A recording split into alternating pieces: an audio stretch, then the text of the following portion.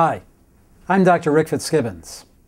I want to discuss with you today the issue of fatherhood, very near and dear to my heart as the father of 3 daughters.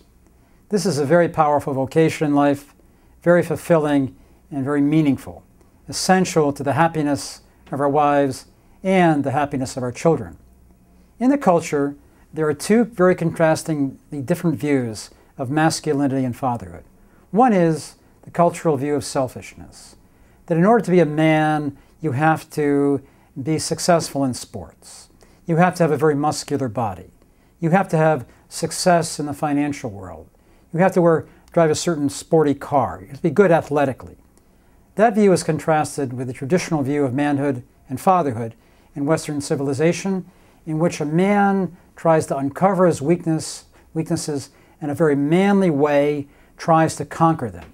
And how does he conquer them? He conquers them by growing in certain virtues.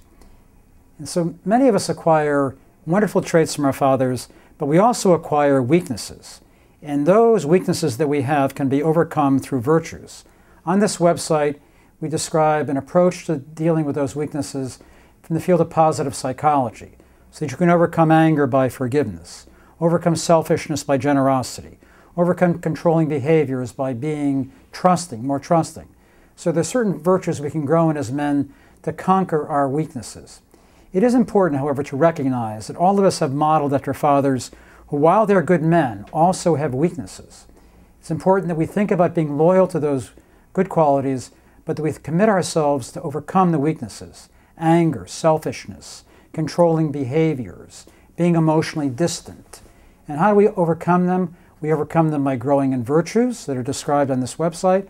But these weaknesses are very powerful, and we've modeled after a father from the time we're little boys through a mirror neuron system in our brain. Quite frankly, in my own clinical work and in myself, in my own life, I've seen it's very difficult to overcome these weaknesses without grace. That is, without a spiritual side of the personality, asking the Lord, Lord, help me repeat my father's good qualities, but free me from his tendency to be controlling, to be emotionally distant, to be irritable, to be selfish, to not have balance in life, to give too much time to work, or to give too much time to sports. As men, we need to have balance in our lives. We need priorities. We can't overdo it with sports. We can't overdo it with anything. We've got to have the right balance in our lives so we protect our wives and we protect our children the way God has called us to do this as giving fathers.